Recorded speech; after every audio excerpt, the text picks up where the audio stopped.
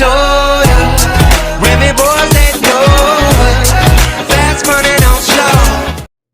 Good morning everyone, I am Lloyd Evangelista again, and for today's video, I will discuss to you the roll number 5 up to roll number 8. So proceed tayo sa section number 1, which is choice of turn at bat. So paano mangyayari yung choice of turn at bat? Sa pagsisimula ng laro, lahat ng players or yung representative lang, yung kanilang captain ball or yung kahit yung coach is magtotoss ng coin. Kung sino yung mananalo sa toss of coin, sila yung unang magbabak. Sila yung team na unang magbabak. So yun yung tinatawag na choice of turn at bat. Section number 2, fitness of ground. So yung bago magsisimula yung laro, yung mga umpire ng softball, chine-check nila yung palibot ng ground. If meron bang mga hazards na makikita doon. For example, yung mga maliliit na bato, yung mga basang lupa, yun, kasi hazard yun. Maaaring magkukos ng accidents during the game. So, tine-check yan ng mga umpire. So, yung tinatawag na fitness of the ground. Section number 3, which is regulation of game. So, dito sa section na ito, lahat ng regulation ng game nakapaloob sa section na ito. Pero yung mga babanggitin ko is common only lamang ha. Common lang siya. Hindi ko na lahatin talaga. Yung mga common lang. Kasi pag nilahat ko medyo matagal lang tayo. So yung mga common lang. For example, isang regulation dito sa softball. Kapag yung score is nag-tie, automatically mag-a-add ng isang inning para lang ma-break nila yung tie score at magkakaroon ng panalo. Another example is yung tinatawag na forfeit. So kapag merong isang team na hindi dumating within the time schedule ng kanilang laro, hindi dumating sa field, hindi nakita sa field, automatic forfeited sila. So isa rin yun sa mga regulation of game. So yan lamang yung mga common na, pero marami yan. Hindi ko na isa-isahin kasi marami yan. Yan lang yung mga common. And lahat ng regulations ng larong softball dito nakapaloob sa section na ito, regulation of game. Now let's proceed to section number 4, which is winner of game. So understandable naman is winner of game. Kung sino yung team na mataas yung score within 7 innings o ilan yung innings na matapos nila against the opponents, sila yung panalo. Kung sino yung mas mataas na score. That's called winner of game. Section number 5, which is run ahead rule. Ano nga ba itong run ahead rule? So itong run ahead rule, ginagamit ito sa lahat ng tournaments at championships. Complete innings must be played unless the team's second at bat scores a required number of runs while at bat. So halimbawa kapag yung team is naabot nila yung required of runs in the top half of the inning, the team's second at bat must have their opportunity to bat in the bottom half of the inning. Now let's proceed to section number 6, which is tiebreaker. Kailan naman mangyayari itong tiebreaker or ano itong tiebreaker? Starting with the top of the 8th inning and each half inning thereafter, the offensive team shall begin its turn at bat with the player who is scheduled to bat in that respective half inning in place on second base. So yan yung tinatawag na tiebreaker. Section number 7, which is scoring of runs. Kailan naman ini-scorean yung tumatakbo yung runner? Kailan sila ini-scorean? So mangyayaring ini-scorean lamang yung runner kapag sila ay when they legally touch the first base, second base, third base up to the home plate. Maliban na lang kung ginamit yung tiebreaker kapag yung runner ay nagsimula sa second base na hindi nakatouch ng first base in order for a legal run to be scored. Section number 8, charge conferences. Meron dalawang uri yung charge conferences, which is offensive conference and defensive conference. Dito sa offensive conference, meron lamang only one charge offensive conference in an inning. So yung offensive conference ay binubuo ng batter, runner, on-deck batter, and the coaches. Ngayon, ano naman itong defensive conference? Dito sa defensive conference, meron lamang 3 defensive charge conferences in a 7-inning game. That's all for the rule number 5. So let's proceed to rule number 6, which is pitching regulations, at ito ay ginagawa lamang sa fast pitch only. Section number 1, which is preliminaries. Dito sa preliminaries, bago itatapon ng pitcher yung bola, dapat yung pitcher ay hindi pupwesto dun malapit sa pitcher's plate na wala pa yung bola sa kanyang posisyon. Another one din is, hindi rin siya makukonsider na siya ay nasa pitching position unless yung catcher ay nasa posisyon para mag-receive ng bola. Section number 2, starting the pitch. Dito sa section na ito, kailan naman magsisimula yung pitch? Kailan niya sisimulan yung kanyang pag-pitch? So magsisimula yung pitch kapag yung isang kamay is taken off the ball o yung pitcher is gagawa ng kahit anong motion na parte ng kanyang wind up. Next section is legal delivery. Kailan naman magiging legal yung pag-deliver ng pitcher? Magiging legal yun kapag yung pitcher must not take any motion. Magiging legal yun kapag yung pitcher ay hindi gagawa ng kahit anong motion para i-pitch without immediately delivering the ball na ibabato niya sa batter. Another one is kapag magdi-deliver siya ng bola, dapat underhanded motion with the hand below the hip and the wrist not farther from the body than the elbow. Next section is section number 4, which is defensive positioning. Ano nga ba itong defensive positioning? The pitcher shall not deliver a pitch unless lahat ng defensive players except the catcher na nandun sa catcher's backs are positioned in fair territory. Another one is yung fielder shall not take position in the batter's line o yung nagpapakita ng unsportsmanlike intent, act in a manner to distract batter. So yan ang tinatawag na defensive positioning. Section number 5, which is foreign substance.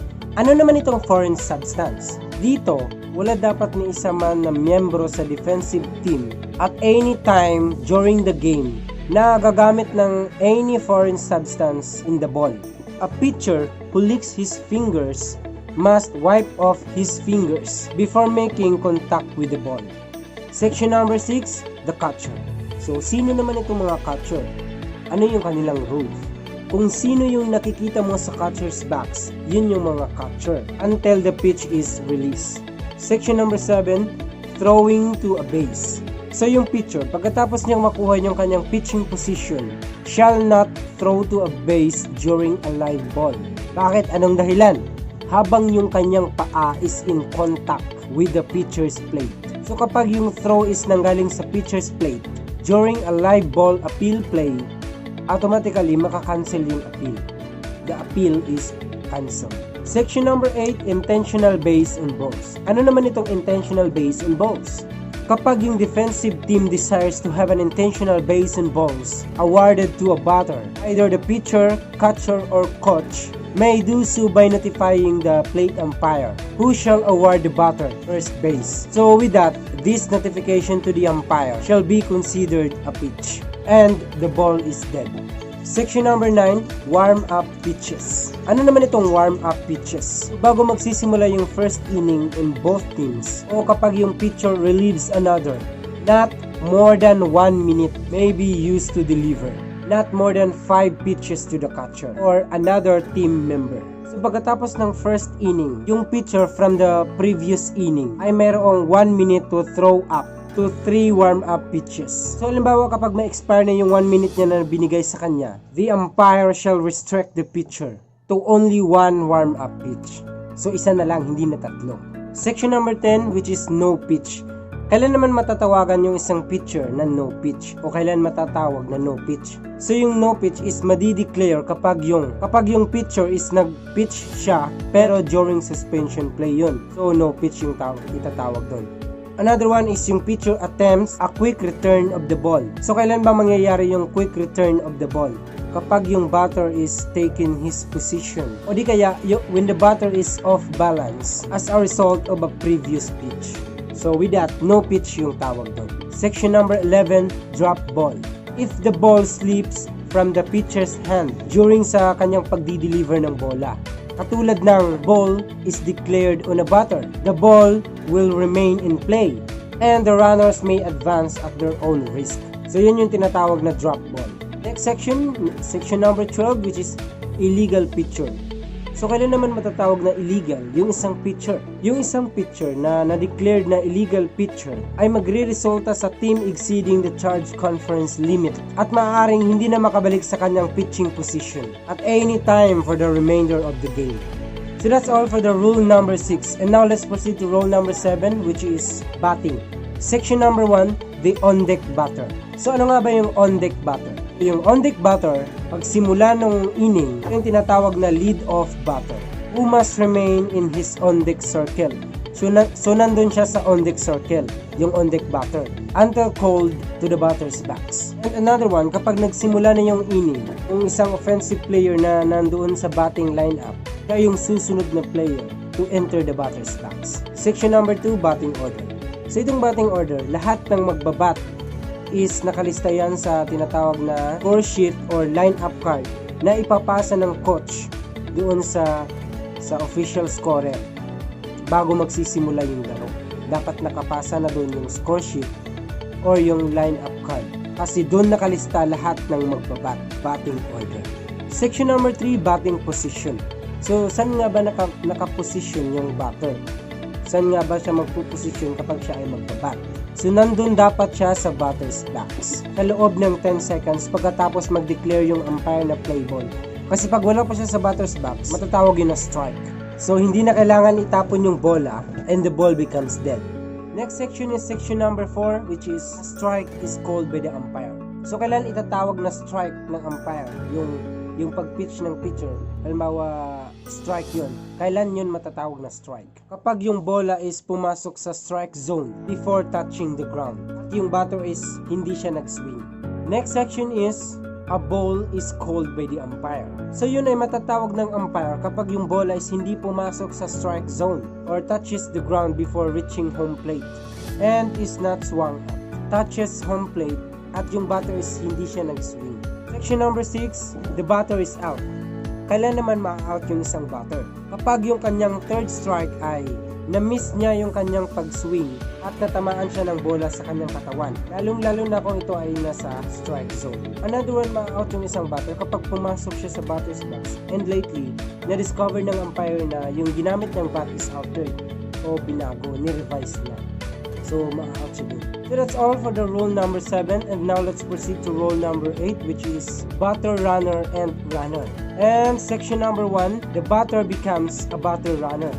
So, kailan mangyayari na yung batter is magiging batter runner? When he legally hits a fair or foul ball, matatawag siyang batter runner. At kapag yung catcher is nabigo siyang masalo yung bola in the third strike before the ball touches the ground. Next section is the batter runner is out. Kailan naman ma-out yung isang batter runner? When the catcher drops the third strike and the batter runner is legally touched with the ball while off base or thrown out prior to reaching first base. O in another example, kapag yung fielder is nakatch niya yung fly ball bago ito na-touch sa ground. And another one example is ma-out yung isang batter kapag siya ay natag. Gusto niya pumunta ng first base, sa other second base, pero siya ay natag. So, the batter runner is out. Section number 3, which is the batter runner is not out. Kailan naman mangyayari na yung batter is hindi ma-out? Kanina, pinaliwanag ko sa inyo kung kailan mangyayari na ma-out yung isang batter. Ngayon, kailan naman mangyayari na hindi siya ma-out? So, mangyayari yun kapag yung mga fielder na makikita mo sa loob ng field is gumamit sila ng mga illegal gloves. So, yung batter runner is hindi yun ma-out. Another example is yung manager ng team ay mayroon siyang pagpipilian na taking the result of play or having the player resume batting, assuming the ball and strike count prior to the pitch with other runners return to the base held at the time of the pitch. Section number 4, touching bases in legal order. So yung runner must touch the base in the first base, second base, in the third base, in the home plate. Kapag na-touch niya lahat yon, yan ang tinatawag na touching base in legal order. As well as hindi siya na-tag ng kanyang kalaban. Magiging legal lamang yung pag-touch ng base kapag yung runner is bumalik siya sa kanyang base before a caught fly ball is first touch.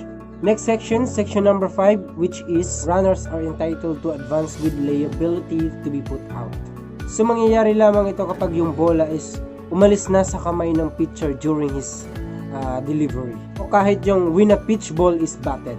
Section number 6, which is a runner forfeits his exemption from liability to be put out. Kailan naman ito mangyayari? Mangyayari lamang ito kapag sa lahat ng oras, yung runner, he fails to touch a base. Except na lang dun sa player na kapag siya ay inobstruct ng kanyang kalaban. Section number 7, runners are entitled to advance without liability to be put out. So, kailan naman ito nangyayari? When forced to vacate a base because a batter was awarded a base on balls. Another one is kapag yung runner is pinrevent ng fielder from making a base or impedes the progress of a runner. Or batter runner who is legally running the bases. O pwede rin yung when the fielder is not in position of the ball, not in the act of fielding a batted ball, or siya ay gumagawa ng fake tag without having a ball. Section number 8, which is a runner must return to his base. So kailan naman mangyayari na yung runner is babalik sa kanyang base? So yung runner is babalik sa kanyang base but need not touch the intervening bases. Or pwede rin yung kapag yung nabat na bola is na-declared na foul ball. Pwede rin na kapag yung umpire is nag-declare ng illegal back. Next, proceed tayo sa section number 9, which is the runner is out. Kailan mangyayari na yung runner is out? Kapag siya ay tatakbo to any base in regular or reverse order, o siya ay tumakbo mahigit sa 3 pulgada from the base path to avoid being touched by the ball in the hands of the fielder. Another one example is kapag yung ball is in play, nabigo siya na matouch yung base sa kanyang pagbalik and a legal appeal is made. Section number 10, the runner is not out. So, kailan naman mangyayari na yung runner is hindi siya ma-out? Kung siya ay tatakbo sa harap or sa likod ng fielder at sa labas ng base path para maiwasan niya yung interfering with the fielder, attempting to field the batted ball in the base path. Another one example is kapag yung batter runner ay nagiging runner by touching first base at nalagpasan niya ito and then return directly to the base. So, doon hindi ma-out yung isang runner.